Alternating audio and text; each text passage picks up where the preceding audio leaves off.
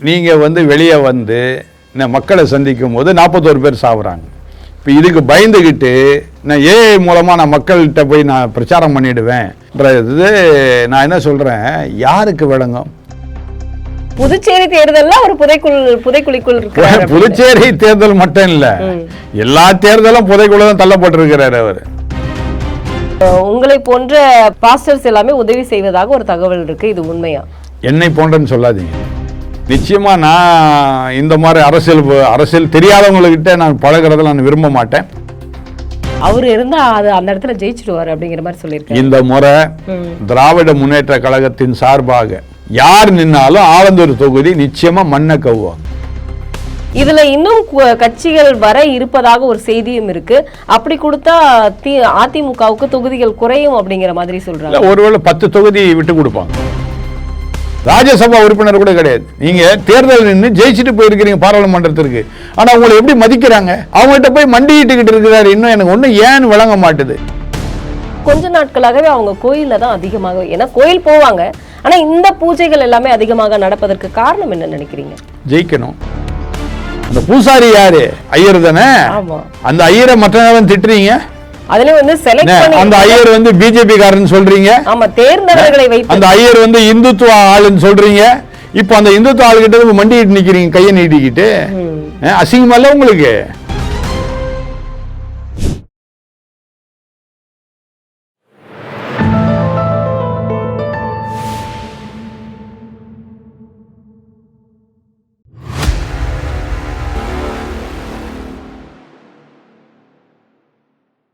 தாமரை TV நேயர்களுக்கு அன்பு வணக்கம். இன்று நமது நேர்காணலில் சிறப்பு விருந்தினர் ஆர்ச் பிஷப் குணசேகரன் சாமியல் அவர்கள் நம்முடன் இருந்திருக்கிறார். சார் வணக்கம். வணக்கம். வணக்கம். இன்னைக்கு ஏஐ தொழில்நுட்பம் எந்த அளவுக்கு விரிவடைஞ்சிருக்குன்னு நமக்கு தெரியும். ஆனா இது இதுக்கெல்லாமா பயன்படும் அப்படின்னு வந்து மக்களே வந்து யோசிப்பாங்க. அவன் நேர்ல போய் ஓட்டு கேட்டாவே ஓட்டு போட மாட்டேங்கிறான். ஆனா விஜய் ஏஐ தொழில்நுட்பத்தின் மூலம் வேட்பாளர்களின் பெயர்களை கூறி ஓட்டு கேட்க இருப்பதாக அதற்கான தீவிர வேலைகள் எல்லாம் நடந்துட்டு இருக்கு. இதை நீங்க எப்படி பாக்குறீங்க? இது சாத்தியமா? அதாவது ஏஐன்றது யார் பயன்படுத்தணும்னு இருக்கு. கண்டிப்பா, நிச்சயமா. இப்போ நான் கூட ஏஐ பயன்படுத்துகிறேன் நிறைய. இப்போ ஏஐ வந்ததுலேருந்து ரொம்ப நல்லா இருக்குது. நிறைய காரியங்களுக்கு அது உதவியாக இருக்கிறது. நம்ம சிந்தனையே பண்ண வேண்டாம், அது சிந்தனை பண்ணி நம்ம கொடுத்துரும். நம்ம செய்ய வேண்டிய வேலை இயல்பாக அது செய்து கொடுத்துரும். ஆனால் இதை வந்து தேர்தலுக்காக பயன்படுத்துகின்றது என்பது சாத்தியக்கூறு இல்லாத ஒரு காரியம். நிச்சயமாக அதுதான். ஏன்னா இப்போ நான் உங்களை நேரடியாக வந்து சந்தித்தாதான் உங்களுடைய எண்ணங்கள் என்னன்னு எனக்கு விளங்கும், என்னுடைய எண்ணத்தை நான் வெளிப்படுத்த முடியும். இதனை ஏஐல போயிட்டு உங்கள் பேரை சொல்லி போட்டு என் எண்ணத்தை வெளிப்படுத்துகிறேன், நீங்கள் உங்கள் எண்ணத்தை வெளிப்படுத்துங்கன்னு சொன்னால் அது நல்லா இல்லை. இது அதுவும் தேர்தல் காலம். ஏற்கனவே நீங்கள் வந்து வெளியே வந்து மக்களை சந்திக்கும் போது 41 பேர் சாகுறாங்க. இப்போ இதுக்கு பயந்துக்கிட்டு நான் ஏஐ மூலமாக நான் மக்கள்கிட்ட போய் நான் பிரச்சாரம் பண்ணிடுவேன்ன்றது நான் என்ன சொல்கிறேன், யாருக்கு விளங்கும்? ஐடியில் இருக்கிற பிள்ளைகளுக்கு. அடுத்து கொஞ்சம் நல்லா படிப்பறிவு உள்ளவங்க தான் ஏஐ நிச்சயமாக அதை பின்பற்ற முடியும், செய்ய முடியும். படிப்பறிவு இல்லாத மக்கள், அதாவது யாரும் படிப்பு இல்லாமல் இல்லை, ஆனால் ஏஐ எப்படி செய்யணுன்ற ஒரு இது இருக்குது. அதை எப்படி அவங்களுக்குள்ள எடுத்து அதை புரியணும்னு ஒரு எண்ணம் இருக்குது. அதை செய்யக்கூடிய ஆட்களுக்கு மட்டும்தான் அது விளங்குமே தவிர, அப்படி பார்த்தா இன்னைக்கு அருமையான விஜயுடைய ரசிகர் கூட்டம் ஒன்று இருக்குல்ல, அவங்களுக்கே இது பயன்படாது. நிச்சயமா. ஏன் இதை அவர் தேர்ந்தெடுக்கிறான்னு ஒன்றும் விளங்கலை. ஒருவேளை மக்களை நேரடியாக வந்து சந்திப்பதற்கு பயந்து இப்படி ஒரு காரியத்தை செய்துட்டா இயல்பா ஈஸியா முடிஞ்சிடும் அப்படின்னு நினைக்கிறாரா அப்படின்னு ஒன்றும் விளங்கலை. இது உண்மைக்கே விஜய் தான் எடுக்கிற முடிவா, இல்லை விஜய் கூட இருக்கின்றவர்கள் சொல்லிக் கொடுக்கின்ற காரியமான்னு எனக்கு ஒன்று. கண்டிப்பா. இன்னொன்று என்னன்னா, நிறைய இடங்கள்ல வந்து விஜய் பேசுன, அதாவது கூட்டங்கள்ல பேசின வீடியோக்கள் எல்இடி டிவியில வந்து ஒளிபரப்பாகி ஒரு டெம்போல போயிட்டு இருக்கு. மக்கள் எல்லாம் அதை வந்து பார்த்து ஒவ்வொரு இடத்துலையும் கொஞ்சம் கொஞ்சம் நேரம் நிற்கிது, அதை பார்த்து தெரிஞ்சுக்கணும் அப்படிங்கிற மாதிரியான ஒரு பிரச்சார கூட்டத்தை வந்து அதில் வந்து வீடியோ மாதிரி ரிலீஸ் பண்ணியிருக்காங்க. ஆனால் இது மக்கள் விஜய் நேரடியாக பேசுகிறதுக்கும் இதை பார்க்கறதுக்கும் வந்து அந்த ஒரு கவர்ச்சிங்கிறது இல்லையே அதில். இப்போ நீங்கள் சொல்கிற அந்த வித்தை, அந்த வாகனம் டெலிகாஸ்டிங் வாகனத்தில் டெலிகாஸ்டிங் வந்து எனக்கு தெரிஞ்சு ஏறக்குறைய ஒரு 15-20 வருஷத்துக்கு முன்னதாகவே எங்களுடைய கிறிஸ்தவ ஆன்மீக தளத்தில் நாங்கள் பயன்படுத்தின காரியங்கள். அந்த காலத்தில் கிறிஸ்தவ ரதம் அப்படின்னு சொல்லி ஒருத்தர் வச்சிருந்தாரு. அவரும் கிறிஸ்தவர் அப்படிங்கிறதுனால ஃபாலோ பண்றாரு. ஒருவேளை அப்படி இருக்கலாம். நீங்கள் சொல்கிறத பார்த்து அப்படி தான் தெரியுது. ஏன்னா கிறிஸ்தவ ரதம் சொல்லி இதை ஆண்டவராக இயேசு கிறிஸ்துவ குறித்து சொல்வதற்கு நாங்கள் பயன்படுத்த ஒரு கருவி, ஒரு வாகனத்தை அதை கொண்டு போய் அது ஏற்கனவே வீடியோ எடுத்து அந்த வீடியோ மூலமாக அதை வந்து நாங்கள் வெளிப்படுத்தி ஒரு இடத்துல நிற்க வச்சா ஏறக்குறைய எத்தனையோ மக்கள் அதை நின்று பார்ப்பதற்கு ரொம்ப வசதியா இருக்கும். இதற்காக நான் மேடை அமைக்கணும் அவசியம் கிடையாது. ஒரு பிரேயர்ஸ்க்காக அது யூஸ் ஆகும். ஆமா. ஆனா இது எப்படி பிரச்சாரத்துக்கு? அததான் எனக்கு இப்ப நீங்க கேட்ட உடனே இப்போ என்னன்னா, நான் கூட Facebookல பார்த்தேன், இந்த பிரச்சார வண்டியை நீங்க யார் வேணாலும் பயன்படுத்திக்கலாம், இது எலெக்ஷன் டைம், இது உங்களுடைய பிரச்சாரத்தை நீங்க ஈஸியா மேற்கொள்ளலாம், நீங்க நேரடியாக போவதை காட்டிலும் ஒரு 10 வண்டியை நீங்க எங்கள்கிட்ட நீங்க ரெண்டல் எடுத்துக்கிட்டு நாங்க அதை உங்களுக்காக ப்ரொமோட் பண்ணி நாங்க கொடுக்குறோம்னு சொல்லி Facebookல நிறைய வரதை நான் பார்த்தேன். ஆனால் இதெல்லாம் சாத்திய கூறா அப்படின்னா என்ன ஆகும்னா, மறுபடியும் ஒரு வண்டியை கொண்டு போய் நிற்க வைக்கும் போது 2 பைக்கார் என்ன பண்ணுவோம், அதை பார்த்துட்டு டொம்முன்னு இடிச்சிடுவான், மறுபடியும் விபத்து தான். ஆக விபத்துக்குரிய காரியத்தை மட்டும்தான் சிந்திக்கிறாரே தவிர எதெல்லாம் விபத்தாகும், மக்களுக்கு எது சேதமாகும், இதை தான் சிந்தித்து செயல்படுறாரே விஜய் தவிர மக்களுக்கான சரியான ஒரு காரியத்தை, நற்காரியத்தை, நல்ல காரியத்தை செய்யவே இல்லை. இப்போ இன்னைக்கு புதுச்சேரியில தான் வந்து முதல் தேர்தல் அப்படிங்கிறது நடக்க இருக்கக்கூடிய நிலையில இன்னைக்கு விசிக தனித்து போட்டியிடுவதாக அறிவித்தது. இப்போ வந்து நேயம் மக்கள் கழகம்னு ஒரு கூட்டணி தாவேகாவோட இணைஞ்சிருக்கு. ஆனாலும் வந்து வேட்பாளர்கள் அப்படிங்கிறது பெருசாக யாருக்கும் அறிமுகம் இல்லாதவர்கள். இன்னொன்னு என்ன அப்படின்னா, இன்னைக்கு புதுச்சேரி புதைக்குழிக்குள் விழுந்து விட்டார் தாவேகா தலைவர் விஜய் அப்படிங்கிற ஒரு டைட்டில் கார்டோட வந்துட்டு இருக்கு இன்னைக்கு நியூஸ். நிஜமாவே ஒரு புதைக்குழிக்குள் விழுந்துட்டாரா? ஏன்னா இந்த புதுச்சேரி தேர்தல் அப்படிங்கிறத வந்ததுக்கு அப்புறம் தான் நம்மளுடைய தமிழ்நாட்டோட நிலைமையில விஜய் எப்படி இருக்காருன்னு தெரியும். இது கண்டிப்பா பூர்த்தி ஆகுமா? உங்கள்கிட்ட ஏற்கனவே பல முறை நான் பேட்டிகளில் நீங்கள் கேள்வி கேட்கும்போது சொல்லியிருக்கிறேன், விஜய் வந்து தன்னுடைய சொந்த இதில் அவர் எதுவுமே செயல்படலை, அவரால் மற்றவங்க தான் அவரை வந்து ஆட்கொண்டு இப்படி செய்யுங்க அப்படி செய்யுங்கன்னு சொல்லி அவரை செய்ய வைக்கிறாங்கன்னு பல முறை நான் சொல்லியிருக்கிறேன். இப்போ அதே கேள்வி நீங்கள் திரும்ப நீங்கள் கேட்குறீங்க, எப்படின்னா புதைக்குள்ள தள்ளப்பட்டாரான்ற மாதிரி வேற மாதிரி நீங்கள் கேட்குறீங்க. அவ்வளோதான். புதுச்சேரி தேர்தல் ஒரு புதைக்குழிக்குள் புதுச்சேரி தேர்தல் மட்டும் இல்லை, எல்லா தேர்தலும் புதைக்குள்ள தான் தள்ளப்பட்டிருக்கிறார் அவர். அவரால் அரசியல் அவருக்கு தெரியாது. அதாவது எப்பவுமே நமக்கு தெரிஞ்ச காரியத்தை தான் செய்யணும். இப்போ நீங்கள் ஒரு ஆங்கர் கேள்வி கேட்கின்றவர்கள், அந்த இடத்துல நான் உட்கார முடியாது, எனக்கு அந்த அளவுக்கு ஞானம் கிடையாது, அறிவு கிடையாது, எப்படி ஒருத்தர் எப்படி கேள்வி கேட்கணும்னு. ஆனால் கேட்குறவங்களுக்கு நான் பதில் கொடுக்கறதுக்கு நான் சரியான ஆள், அந்த இடத்துல நான் இருக்கிறேன். அந்த மாதிரி யாருக்கு கடவுள் ஒவ்வொருத்தருக்கும் ஒவ்வொரு விதமான காரியத்தை கொடுத்துருக்கிறார், அதை மட்டும் நம்ம செய்யணும். அதை மட்டும் நம்ம செய்யும் பொழுது நிச்சயமாக நம்ம வாழ்க்கையிலையும் வெற்றி, நம்ம செய்கின்ற எல்லா காரியத்திலையும் வெற்றியை நம்ம பார்க்க முடியும். இதை தான் தம்பி விஜய் பொறுத்துக்கணும். இப்போ அவர் புதுவையில் போய் நீங்கள் சொன்ன மாதிரி அடுத்த ஒரு சொன்னீங்க, வேட்பாளர் யாரும் அறிமுகமாகாத வேட்பாளர் எப்படி அறிமுகம் ஆக முடியும்? அந்த வேட்பாளரை பார்த்தா ஒரு 2 மாதத்துக்கு முன்னாடி எங்கேயாவது பைக் ரேஸில் எங்கேயாவது போயிருந்திருப்பார். அவரை கொண்டு வந்து வேட்பாளரை கொண்டு வந்து போட்டால் விளங்குதா? அந்த பைக் ரேஸில் போகிறவங்க தான் வேட்பாளர். ஏற்கனவே இந்த பைக் ரேஸில் போடுறவங்களே எல்லாரும் சத்தம் போட்டுட்டு இருக்கிறாங்க, ஏன் தான் இவன் எங்கேயாவது செத்து தொலைய மாட்டானா, அப்படிதான் திட்டுறதை நம்ம பார்த்துருக்குறோம் இல்லையா? அப்படியேப்பட்ட ஆளை கொண்டு வந்து வேட்பாளரை போட்டால் எங்கேருந்து அந்த கிடைக்கக்கூடிய அந்த 1% கூட கிடைக்காம போயிடும். எப்படி அறிமுகமான வேட்பாளரை நான் தான் அடிக்கடி நான் அதுக்கு தான் சொல்லிகிட்டே இருக்கிறேன். தமிழ்நாட்டில் 234 வேட்பாளருக்கு எங்கே ஆள் இருக்கிறா? அவங்களுக்கு குஷ்பு அப்படிதான் கேள்வி எழுப்பியிருந்தாங்க, 234 தொகுதிக்கும் வேட்பாளர்கள் விஜய் கிட்ட இருக்காங்களா அப்படின்னு. அதே தான் நானும் சொல்ல வரேன். அப்படியேப்பட்ட திராவிட முன்னேற்ற கழகம் எத்தனை ஆண்டுகளாக, ஏறக்குறைய 60 ஆண்டுகளாக இருக்கக்கூடிய திராவிட முன்னேற்ற கழகத்துக்கு இப்போ சரியான ஆளை தேடிட்டு இருக்கிறாங்க.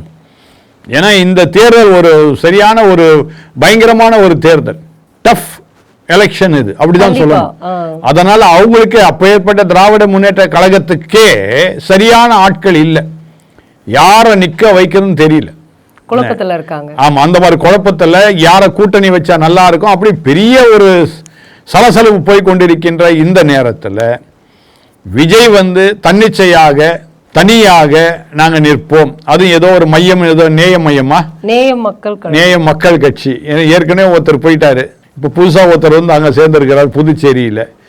இதெல்லாம் அதாவது அறிவுபூர்வமாக கொஞ்சம் சிந்திச்சு செயல்படணும், அதான் நல்லது. தாவேகாவுக்கு வேட்பாளர்களை தேர்வு செய்வதாகட்டும், மற்றபடி வந்து தேர்தலில் எப்படி போட்டியிடணும் அப்படிங்கிறதுக்காக கிறிஸ்தவ கல்லூரிகள், கிறிஸ்தவ அமைப்புகள் விஜய்க்கு உதவுவதாக ஒரு செய்தி வெளியாயிருக்கு. இது உண்மையா? இப்போ உங்களை போன்ற பாஸ்டர்ஸ் எல்லாமே உதவி செய்வதாக ஒரு தகவல் இருக்கு, இது உண்மையா? என்னை போன்றன்னு சொல்லாதீங்க. இல்ல இல்லை அதான் நீங்கள் கேட்குறது எனக்கு புரியுது. பட் என்னை போன்றதுன்னு சொல்லும்போது நிச்சயமாக நான் இந்த மாதிரி அரசியல் தெரியாதவங்கக்கிட்ட நான் பழகிறத நான் விரும்ப மாட்டேன். ஆனால் நீங்கள் சொல்கிற மாதிரி சில தனியான கிறிஸ்தவ பள்ளிகள், கல்லூரிகள் இந்த மாதிரி ஒரு காரியத்துக்கு இடம் கொடுக்குறாங்க. அது அவருடைய சொந்த விருப்பம். இதை வந்து நாம் கேள்வி கேட்குறதுக்கு நம்ம சரியான, ஏன்னா அவங்க இடம், அவங்க யாருக்காவது இடம் கொடுப்பாங்க, நீங்கள் ட்ரைனிங் கொடுத்துங்க. அதுக்கு சும்மா உனங்க இடத்த கொடுக்க போகிறதில்ல, அதுக்கும் ஒரு வாடகையை வாங்குவாங்க, அதில் ஏதாவது வருமானம் கிடைக்குதான்னு பார்க்குறாங்க. அதனால அவங்க செய்கிறாங்க இதை. அதனால் இதை நான் குறை சொல்கிறதுக்கு நான் இங்கே இல்லை. இப்போ நீங்கள் இன்னொரு விஷயம் சொன்னீங்க, திமுகவிலேயே வந்து வேட்பாளர்கள் யாரை நிறுத்துறது, எந்த தொகுதியில் நிறுத்துறது அப்படின்னு அவ்வளவு கூட்டணி கட்சிகளில் குழப்பம் இருக்கிறதாக நீங்கள் சொன்னீங்க.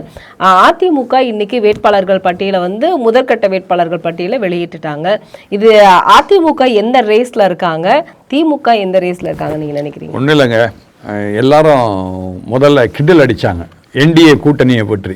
இன்னும் கூட்டணியே அமையல, அவங்களுக்கு கூட்டணி அமையல, கூட்டணியே சரியாக இல்லை, இழுபறியாக இருக்கின்றது அப்படின்னு நிறைய தலைப்பெல்லாம் போட்டு அநேக ஊடகங்களில் அதை போட்டுக்கிட்டே இருந்தாங்க.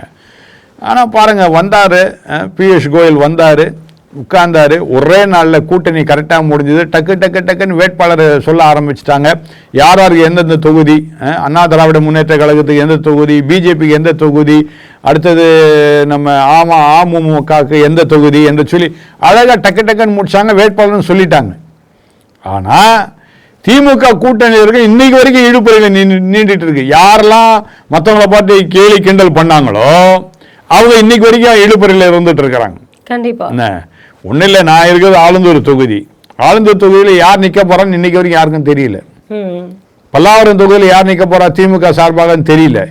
ஏன்னா இங்க பல்லாவரமும் ஆலந்தூருக்கும் யார் கொடுக்கறதுன்னு சொல்லி திமுக முடிச்சுக்கிட்டே இருக்குது. ஆனா மூர்த்தி அமைச்சர் சொல்லியிருக்காரு, ஆலந்தூர் தொகுதியை உதயநிதி பார்த்துப்பாரு, அவரு இருந்தா அது அந்த இடத்துல ஜெயிச்சிடுவாரு அப்படிங்கிற மாதிரி சொல்லியிருக்காரு. இந்த முறை திராவிட முன்னேற்ற கழகத்தின் சார்பாக யார் நின்னாலும் ஆலந்தூர் தொகுதி நிச்சயமா மண்ணை கவுவாங்க, அது நிச்சயமா ஷுவர்.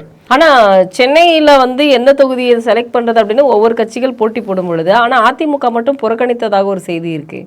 புறக்கணிக்கவே இல்லைங்க, நிறைய தொகுதி அவங்க தான் நிக்கிறாங்க. அண்ணா திராவிட முன்னேற்ற கழகம் தான் நிறைய தொகுதி சென்னையில நிக்கிறாங்க. அதுல எந்த விதமும் புறக்கணிப்பே கிடையாது. எனக்கு நல்லா தெரியும், அது எனக்கும் செய்தி வந்துகிட்டே இருக்கு. இங்க நான் வரதுக்கு முந்தி கூட செய்தி வந்துகிட்டே இருக்கு, நான் கேட்டுக்கிட்டு தான் இருக்கிறேன். இப்போ இன்னைக்கு அதிமுக நல்லா டாப் ரேஸ்ல தான் இருக்காங்க. நிச்சயமா எப்படி அவங்க 180 தொகுதி இல்ல, ஏன்னா இப்போ ஏற்கனவே 179 அப்படிங்கிற மாதிரியான ஒரு விஷயத்த வந்து நேற்று, ஏன்னா அந்த பட்டியல் போட்டு எந்தெந்த கட்சிக்கு எத்தனை தொகுதிகள்னு கொடுத்தாரு. இதுல இன்னும் கட்சிகள் வர இருப்பதாக ஒரு செய்தியும் இருக்கு. அப்படி கொடுத்தா அதிமுகவுக்கு தொகுதிகள் குறையும் அப்படிங்கிற மாதிரி சொல்றாங்க. ஒருவேளை 10 தொகுதி விட்டு கொடுப்பாங்க, 10 தொகுதி விட்டு கொடுப்பாங்களே தவிர 180 தொகுதியில் அண்ணா திராவிட முன்னேற்ற கழகம் கட்டாயம் ஜெயிச்சிடும். கண்டிப்பா நிச்சயமா ஜெயிச்சிடும்.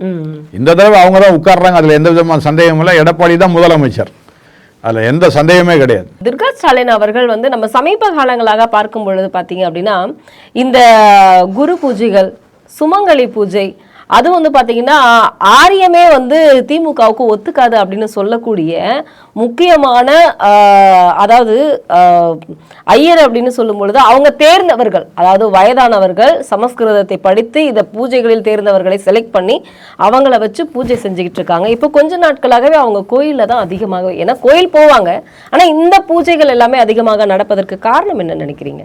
ஜெயிக்கணும், எப்படியாவது இந்த கணவருடைய கட்சி ஜெயிச்சு வரணும்.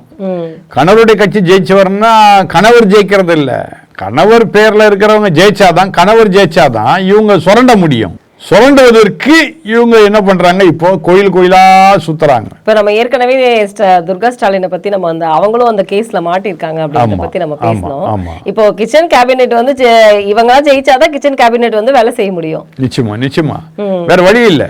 அதாவது கிச்சன் கேபினெட்ன்றதை விட குடும்ப அரசியல், குடும்ப ஆட்சி நடத்த முடியும் கண்டிப்பா இவங்க ஜெயிச்சாதான். இல்ல மறுபடியும் அவங்களுக்கு அதிகாரம் வேணும், மறுபடியும் அவர்களை மக்கள் மதிக்க வேண்டும், குடும்பத்தில் உள்ளவர்களை மதிக்க வேண்டும், கட்சியில் உள்ளவர்கள் மதிக்க வேண்டும் என்றால் அந்த திராவிட முன்னேற்ற கழகத்தினர் ஜெயிக்கணும்னு சொல்லி அவங்க இப்போ எங்க தான் போறாங்க, மறுபடியும் கோயிலுக்கு போறாங்க. அந்த கோயிலை யார் அர்ச்சனை பண்றா? நல்ல தேர்ந்த அர்ச்சனை பண்றது யாரு? அந்த பூசாரி யாரு? ஐயர் தானே. அந்த ஐயரை மற்ற நேரம் திட்டுறீங்க, அதுல வந்து செலக்ட் பண்ணி அந்த ஐயர் வந்து பிஜேபி காரன்னு சொல்றீங்க. ஆமா, தேர்ந்தவர்களை வைத்து அந்த ஐயர் வந்து இந்துத்துவ ஆளுன்னு சொல்றீங்க. இப்போ அந்த இந்துத்துவ ஆளுகிட்ட மண்டிட்டு நிக்கிறீங்க கையை நீட்டிக்கிட்டு. அசிங்கமா இல்ல உங்களுக்கு? கேவலமா இல்ல உங்களுக்கு? இந்துக்களுக்கு இதெல்லாம் புரியணும். அதனால இந்துக்கள்லாம் சேர்ந்து என்ன பண்ணணும், இப்போ அது பிஜேபிக்கு நாம வாக்களிப்போம்னு சொல்ற எண்ணம் உருவாகணும். ஏங்க உங்களை அசிங்கமா கேவலமா திட்டக்கூடிய அதே திராவிட முன்னேற்ற கழகத்தினர் இன்னைக்கு அதோடைய தலைவி, தலைவருடைய மனைவினா யாரு? தலைவி, அவங்க தான் தலைவி. நாங்கள் இந்த கிறிஸ்டின்ல சொல்லுவோம் ஃபர்ஸ்ட் லேடின்னு சொல்லுவோம். பிஷப்புடைய மனைவியை ஃபர்ஸ்ட் லேடின்னு சொல்லுவோம். முதல் ஆள் அவங்க தான், முதல் விமன் அப்படின்னு சொல்லுவோம். அந்த மாதிரி முதன்மையா இருக்கக்கூடிய அவர்கள் போயிட்டு யார்கிட்ட கை நீட்டுறாங்க? இப்போ ஐயர்கிட்ட கை நீட்டுறாங்க. அசிங்கமா இல்லை? கேவலமா இல்லை? இந்துக்களை திட்டுறீங்க, இப்போ இந்துக்கள் கிட்ட போய் கையேந்தி நிற்கிறீங்களே. அதனால இந்துக்கள் எல்லாம் புரிந்து கொண்டு இந்த முறை ஜனநாயக கூட்டணிக்கு கட்டாயம் உங்களுடைய வாக்குகளை நீ கொடுத்தாகணும்னு சொல்லி நான் சொல்ல விரும்புறேன். விசிகா அதான் நம்ம பேசணும் ஏற்கனவே. இந்த தொகுதி பிரச்சனையில வந்து தனி தொகுதி 6, பொது தொகுதி 2, இதுல கூட நவீன சாதி பிரச்சனையா அப்படிங்கிற ஒரு மாதிரியான ஒரு கேள்வி எழும்பி இருக்கு. ஏன்னா தனி தொகுதி அவங்களுக்கு கொடுத்துட்டு இவங்களை வந்து எப்பவுமே திமுக ஒதுக்குது அப்படிங்கிறதுல வந்து இந்த விஷயத்துல கூடவா? அதாவது அதை தான் அருமையான தம்பி தொல் திருமாவளவனுக்கு விளங்கவே மாட்டுது. அதாவது இவரை வந்து ஒரு கருவேப்பிள்ளையா தான் வச்சுக்கிறாங்க. ஏன்னா அவங்கனாலதான் இன்னைக்கு அந்த சிறுபான்மையினர் ஓட்டு அப்படிங்கிறது கிடைக்குது. திராவிட முன்னேற்ற கழகம் பேக்கப்பே யாருன்னா விடுதலை சிறுத்தைகள் தான். விடுதலை சிறுத்தைகள் அங்க பேக்கப் பண்ணலன்னா திராவிட முன்னேற்ற கழகம் ஒன்னும் இல்லாம போயிடும். இன்னைக்கு காலகட்டத்தில் அப்படிதான் இருக்குது. அதை ஏன் தம்பி திருமாவளவன் புரிஞ்சிக்க மாட்டேன்னு ஒண்ணுமே எனக்கு விளங்க மாட்டேது. நான் 8 தொகுதி கொடுத்துட்ட பெரிய தொகுதியா இது? நான் சொல்லிட்டே 20 தொகுதி கேட்டு வாங்க, 20 பேர் உங்க ஆட்கள் உள்ள போய் உட்காரட்டும். இப்ப போன தேமுதிக 10 கொடுத்திருக்காங்க. அத சொல்லுங்க. ஒண்ணு இல்லங்க, இப்போ வந்தாரு அமமுக, இதுல என்டிஏ கூட்டணி வந்தாரு, 20 தொகுதி கொடுக்கலையா? என்ன அழகா கொடுத்தாங்க. எத்தனை இதை ஜெயிச்சிருப்பாரு அமமுக இது வரைக்கும்? ஒண்ணுமே இல்லையே. ஆனா அவர்களுக்கு பாருங்க இங்க மதிச்சு என்ன பண்றாங்க, 20 தொகுதி கொடுக்குறாங்க. நீங்க கூடவே பல ஆண்டுகள் இருக்கிறீங்க, பல முறை நீங்க ஜெயிச்சிருக்கிறீங்க, நீங்களே பாராளுமன்ற உறுப்பினரை ஜெயிச்சு போனீங்க, ராஜ்யசபா உறுப்பினர் கூட கிடையாது. நீங்க தேர்தல் நின்று ஜெயிச்சுட்டு போயிருக்கிறீங்க பாராளுமன்றத்திற்கு. ஆனா உங்களை எப்படி மதிக்கிறாங்க? அவங்ககிட்ட போய் மண்டிக்கிட்டு இருக்கிறாரு. இன்னும் எனக்கு ஒண்ணு ஏன்னு விளங்க மாட்டுது. 8 தொகுதின்ற ஒரு பெரிய தொகுதி, அதுல நீங்க சொல்ற மாதிரி 2 தொகுதி பொது தொகுதி. என்ன அசிங்கமா இருக்குது. அந்த 2 பொது தொகுதியிலும் எப்படி நிக்க போறாங்க? சூரியன் நிக்க போறாங்க. நிச்சயமா பிரயோஜனமே இல்லையே. அப்ப 6 தொகுதி உங்களுக்கு கொடுத்துருக்கிற மாதிரி திமுக தான் செலக்ட் பண்ணிருக்கிறதா. அப்புறம் என்ன இருக்குது? அப்புறம் உங்களுக்கு மரியாதை அந்த இடத்துல, அந்த மரியாதை இல்லாத, அதான் ஒரு பழமொழி சொல்லுங்க, மரியாதை தலைவாசல் மிதியாது. அப்படி இருக்கின்ற காலகட்டத்தில் நீங்க போயிட்டு அங்க போய் அவர்கிட்ட போய் நின்றுட்டு இருக்குது எனக்கு ஒன்றும் விளங்க மாட்டுது. இவங்க தனியாவே நின்றா கூட இதே 10 தொகுதியில தனியா நின்னா ஜெயிச்சுட்டு வந்துருவாங்க. கண்டிப்பா அதை விட்டுட்டு அவங்க கூட போய் நின்று பேரையும் கெடுத்துக்கிறாங்க, இவங்களுடைய தலைமையும் கெடுத்துக்கிறாங்க. இன்னைக்கு நம்ம செந்தில் பாலாஜியை பத்தி ஏற்கனவே நிறைய விஷயங்கள் பேசியிருக்கோம். இதுல வந்து ஏப்ரல் 7ஆம் தேதி உயர்நீதிமன்றம் வந்து விசாரணைக்கு வந்து ஆஜராகணும்னு சொல்லியிருக்காங்க செந்தில் பாலாஜி. எதுக்காகனா இந்த டிரான்ஸ்பர் விஷயத்தை பத்தி நம்ம ஏற்கனவே பேசணும். அதுல எத்தனை பேர் பாதிக்கப்படுறாங்கன்னா இதுல வந்து ஊழல் 397 கோடி ரூபாய் வந்து இழப்பீடு ஏற்பட்டிருக்கு. அதனால செந்தில் பாலாஜி கண்டிப்பாக இதுல ஆஜராகணும்னு வந்து உயர்நீதிமன்றம் ஆர்டர் போட்டிருக்கு. இது நீங்க எப்படி பாக்குறீங்க? இதுல ஏதாவது வந்து ஒரு தீர்வு கிடைக்கும் நினைக்கிறீங்களா? அதாவது செந்தில் பாலாஜி மறுபடியும் காணப்படப்படுகிறார், அதான் நான் சொல்லுவேன் எப்பவுமே. இவர் பாவம் திராவிட முன்னேற்ற கழகத்தில் இவர் வந்து சேர்ந்ததின் நோக்கமே என்னன்னா, திராவிட முன்னேற்ற கழகம் எப்படியாவது இவரை காப்பாற்றணும்னு நினைச்சார். கடைசியில் ஏறக்குறைய 1 வருட காலம் இவர் ஜெயிலில் இருந்தார். அதான் நடந்தது. சரி, அந்த கேஸ் யார் ஃபைல் பண்ணது? பார்த்தீங்கன்னா இதே திராவிட முன்னேற்ற கழகம் தான் ஒரு கேஸ் ஃபைல் பண்ணியிருக்குது. அதான் அடுத்தது அவங்க ஆட்சியில் இருக்கும்போது தான் இவங்க கேஸ் ஃபைல் பண்ணியிருக்கிறாங்க. சரியா? அப்போது அந்த செந்தில் பாலாஜிக்கு அடுத்தது என்னென்னா டோட்டலாகவே அவர் அரசியலை விட்டு நகர வேண்டிய நிலைக்கு தள்ளப்படுகிறார். இப்போ 7ஆம் தேதி வந்துட்டார்னா மறுபடியும் திரும்ப அவர் எங்கே போய் ஆகணும், மறுபடியும் ஜெயிலுக்கு போய் தான் ஆகணும், வேற வழி கிடையாது. ஆக இவருக்கு எந்த விதத்திலுமே எந்த அரசியலும் இவருக்கு இல்லாதபடிக்கு இவருடைய நிலைமை மாறப்போகுது. அது செந்தில் பாலாஜிக்கு விளங்குதா இல்லையான்னு எனக்கு புரியல. ஏன்னா சிபிஐ விசாரணை கரூர், அடுத்தது வந்து இப்போ இந்த விசாரணை டிரான்ஸ்ஃபார்மருடைய விசாரணை இருக்கு, டாஸ்மார்க் விவகாரம் இருக்கு.